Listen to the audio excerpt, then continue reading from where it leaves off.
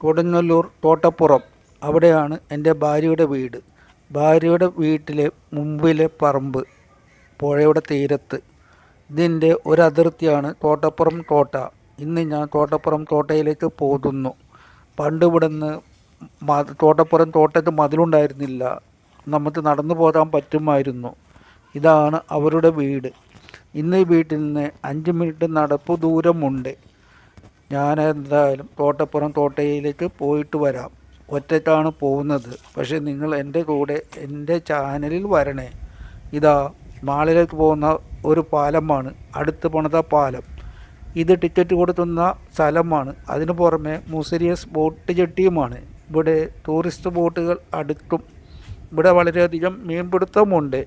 ഈ പുഴയിൽ നിന്ന് പണ്ട് ഇത്തിൽ വാരുമായിരുന്നു, ഇപ്പോൾ ഭാരം കൊടുക്കുന്നില്ല. ഇതാ ഇവിടെ നിന്നാണ് ഞാൻ ടിക്കറ്റ് എടുത്തത്. 10 രൂപയാണ് ചാർജ്. ഇതാ തോട്ടപ്പുറം തോട്ടയിലേക്കുള്ള ഗേറ്റ്, നല്ല മനോഹരമായ ഗേറ്റ്. ഈ ഗേറ്റ് കടന്നാലോ അതിമനോഹരം. കോട്ടയ്ക്കല്ല, അന്തരീക്ഷത്തിന്. നിറയെ മരവുമുണ്ട്. ഇതുപോലെ പൊളിഞ്ഞു കിടക്കുന്ന കോട്ടയാണ്.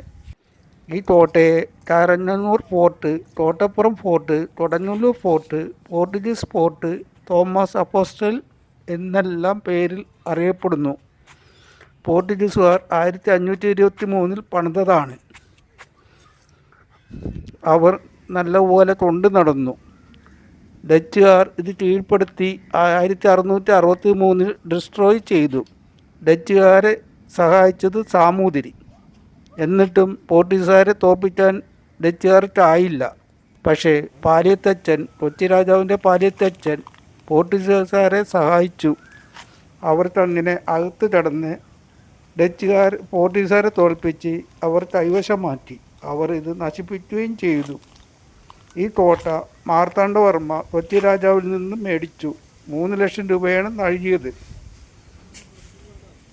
അതിന് തെളിവായിട്ട് ഇവിടെ ഒരു സ്തംഭം നിൽപ്പുണ്ട്, ട്രിവാൻഡ്രം രാജാവിൻ്റെ സ്തംഭം.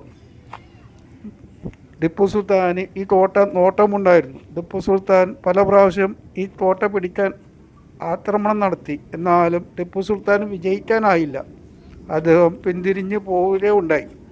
ഈ കോട്ടയിൽ ഖനനം ചെയ്തപ്പോൾ വളരെയധികം വിദേശ നാണയങ്ങൾ കിട്ടിയിട്ടുണ്ട്, സ്വർണ്ണ നാണയങ്ങൾ ഉൾപ്പെടെ. ഇവിടെ ഒരു ഗുഹയുണ്ട്. ഈ ഗുഹയിൽ നിന്ന് കൂടി പള്ളിപ്പുറം വരെ പോകാമെന്ന് പറയപ്പെടുന്നു.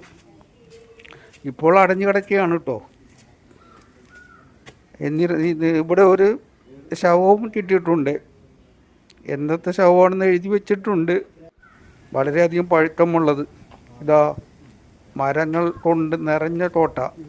പണ്ട് ഇവിടെ ഒരു ചന്ദനമരം ഉണ്ടായിരുന്നു. ആ ചന്ദനമരം സൂക്ഷിക്കാൻ ഒരു കാവൽക്കാരനും. ഇന്ന ചന്ദനമരം ഒന്നും ഇവിടെ ഇല്ല. എൻ്റെ ഓർമ്മയിൽ ഇവിടെ ഒരു സപ്പോട്ട ഉണ്ടായിരുന്നു. വളരെയധികം കായ്ച്ചു കിടക്കുന്ന സപ്പോട്ട ഞാൻ പറിച്ച് തിന്നിട്ടുണ്ട്. ഇവിടെ നടക്കാൻ നല്ല സൗകര്യവുമാണ്. അതിനു പുറമെ കാറ്റും. പുറത്തോട്ട് നോക്കിയാൽ 3 പുഴകൾ ഒന്നിക്കുന്ന സ്ഥലം. എന്തോ ഒരു ഭംഗിയാണ്. 3 പുഴകളല്ല, പുഴകൾ തിരിഞ്ഞു പോകുന്നതാണ്. ഇതാ ഇവിടെ ഇങ്ങനെ നടക്കാൻ വളരെയധികം സുഖമാണ്. ഈ കോട്ടയുടെ തൊട്ടടുത്താണ് വേറൊരു അത്ഭുതം. കനാനായി തോമൻ ഇവിടെ വന്നാണ് ഇറങ്ങിയത്. ആ ഓർമ്മയ്ക്കായി അവർ ഇവിടെ ഇപ്പോൾ ഒരു സ്മാരകം ഉണ്ടാക്കിയിട്ടുണ്ട്.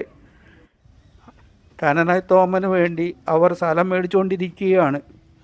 ഇനി അവരുടെ ഡെവലപ്മെൻറ്റുകൾ ഇവിടെ ധാരാളം വരാൻ സാധ്യതയുണ്ട്. കനാനായി തോമൻ യഹൂദ പാരമ്പര്യമുള്ള ഒരു ക്രിസ്ത്യൻ സമൂഹത്തിൽ നിന്നുണ്ട്. ബാബിലോണിൽ നിന്ന് ഇവിടെയാണ് ഈ സ്മാരകം നിൽക്കുന്ന ഇവിടെയാണ് ഇറങ്ങിയത്. അദ്ദേഹത്തിൻ്റെ ഓർമ്മയ്ക്കായുള്ള സ്മാരകം. എനിക്കകത്ത് കയറാൻ പറ്റിയില്ല, പൂട്ടിക്കിടക്കുകയാണ്. എല്ലാവരും എൻ്റെ ചാനൽ സബ്സ്ക്രൈബ് ചെയ്യണം. ചാനലിൻ്റെ പേര് ഷെല്ലി എം എഫ്.